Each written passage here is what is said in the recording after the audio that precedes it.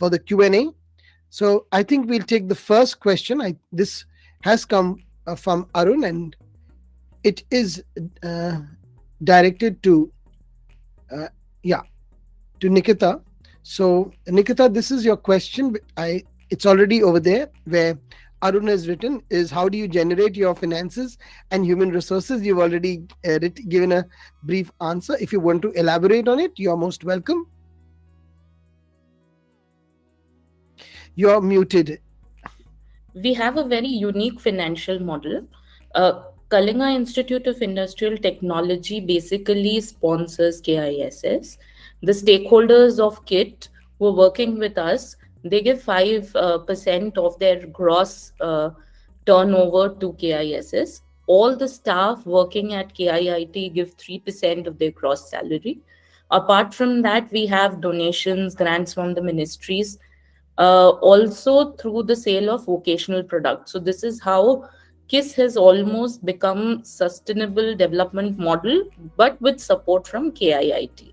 So that is the current model now. For satellite centers, yes, we went for a partnership with few firms, few corporate organizations like Imami and Adani, Motilal Oswal, and so on. But now we have stopped doing that because somehow, they are related to sectors which are related to, say, mining and all. And they also try to usurp certain tribal rights for which we stand for. And now, because of that, we've stopped doing it with corporates and we just do it ourselves and take money from KIIT to fund satellite centers at KISS. Thank you. We'll get back to you. I think Arun is satisfied with that question. We have two more questions from Arun that are basically directed towards Vishnu. The questions are: Have you thought of a system for grooming the school principals? And the second question is: How do you take steps to tweak the curriculum to decide what is worth learning? So both of them are to you. Can you kindly Good answer? questions, although they're two distinct questions. So I'll try to answer the first one on the school principals. When we started the Heritage School, which is a project-based learning school, one of the challenges we recognized was that is the lack of trained and competent teachers who understand progressive education, because we ourselves have not gone through it in it. But later we realized the bigger problem actually is not finding teachers, because we always train teachers. It is the problem of teacher leaders. In fact, I often say in our country, the ticking time bomb is not lack of trained teachers, but lack of trained principals. As a country, we don't have a system to groom good teacher leaders and principals and administrators. Unlike in the West, for example, you actually have an administrative route. Early on, you can choose that career path and you're specialized, you're invested in understanding education management as a field. And in India, I think it's an emerging field. I wouldn't say it's not there, but it's emerging field. The way we do this is that uh, every school which is there in our system, we ensure that there is a vision for the next 10 years. We groom the next in line, the next to next line. At least two levels of leadership is ensured. And through a model of coaching and mentoring, we do set up, we do create more instruction leaders within our system. So at any point in time, we'll probably have about 40 or 50 instruction leaders trained and coached internally. We also run some specific training programs for them. In fact, none of our new campuses, we open about one campus every 2 to 3 years. None of our new campuses gets opened without 5 or 6 of our core leaders moving into that campus. Because we also want to ensure some continuity of our own culture, our own pedagogy, etc. So, a short answer to a very important question is, deliberately start working 10 years earlier, so that 10 years from now you have those people who can be leaders. The second question is, how do you redesign your curriculum to identify what is worth learning?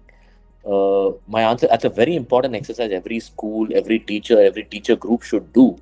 You have to recognize you can't teach everything in the syllabus to children. In fact, our CBSE curriculum, and by the way, just not CBSE, any curriculum in the world, it is like this 10-day Europe tour package, where in 10 days you go to 15 countries and come back. These tour packages are there.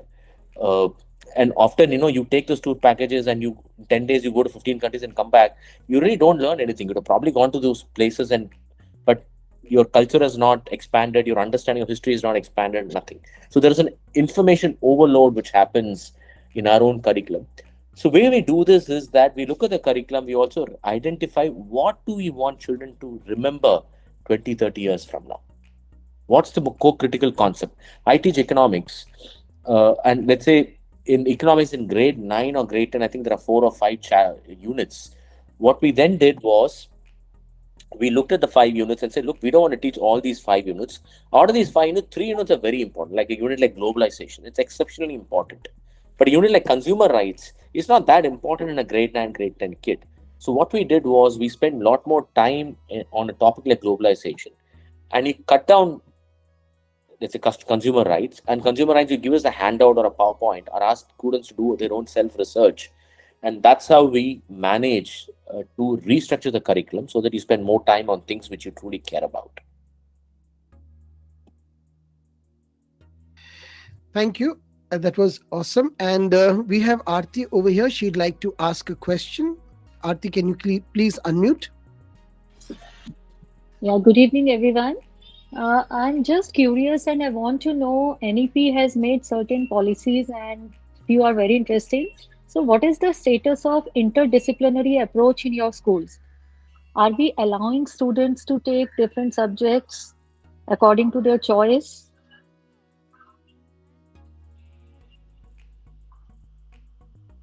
Vishnu, I think that's for you. Okay, so Aarti, I just want to understand. I think your question is, I know I mean, I'm just paraphrasing the question you just shared. That one of them is, what is the status of NEP and how do we allow students in our school to choose interdisciplinary subjects? I mean, I can give an answer to what we do. I'm not aware of where the status of NEP is, because NEP also is just a policy. It's not necessarily something which gets implemented immediately. It's going to take its own time. But in our school, till grade 8, we have projects. And because we have projects are interdisciplinary by nature. So students get to, do projects and learn subjects through those projects. Only after 9, 10, we actually have subjects in it. The choice of subjects actually happens only in grade 11 and 12, and of course the 9 and 10 as well to an extent. But 9 and 11 and 12 is where they actually have choice of subjects.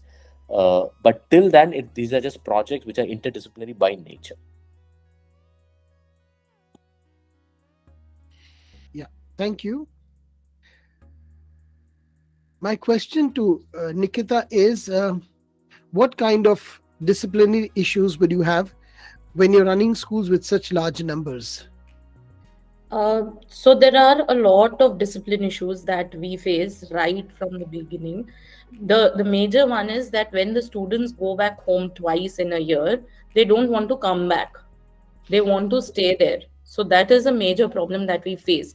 Inside the school, most of it is tackled because that is how the grooming has been done.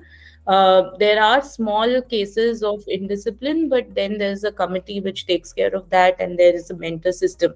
So everything is so decentralized that the discipline issues do not escalate to big ones. But the major problem still remains that they don't want to come back, especially after COVID. A lot of them did not want to come back. A lot of them got married. They stayed back in their own villages. So that was a major problem to encourage them to come back.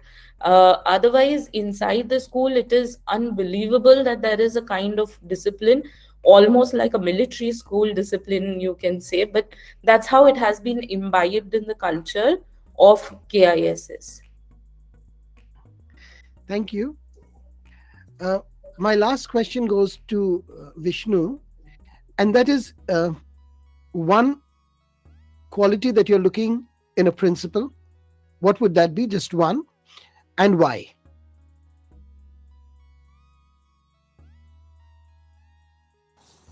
Good question, Charles. Although very difficult to answer, but there's one question one quality, the most important quality I think I would see is capacity to learn. When I say capacity to learn, I'm just not referring to the capacity to absorb new things, etc. It is also it's also about the humility to say that I don't know. The capacity to say I don't know is a very important thing in today's age and time. I would really be cautious of a leader who says that I know it all, or all answers lie within me, because world is complex. Running schools are very complex, uh, and in complex things, one person can't have all the answers. You'd want to have several people's view. You'd want to also have the mindset of a learner and be vulnerable to say that I don't know. So for me, that mindset, the capacity to say I don't know and I want to learn, is a very important trait. Yeah. Yeah, that seems nice. If there's any other question, you can go forward, or I'll call it a day. We've had some wonderful ideas that have come forth. I'd like to thank both our speakers of the day, Vishnu and Nikita. You've done an awesome job. You've really opened our eyes to a lot of things. I wish to thank all our audiences for being there with us and patiently hearing us and participating. We also thank Future Schools for giving us an opportunity. Thank you, everyone. God bless you all.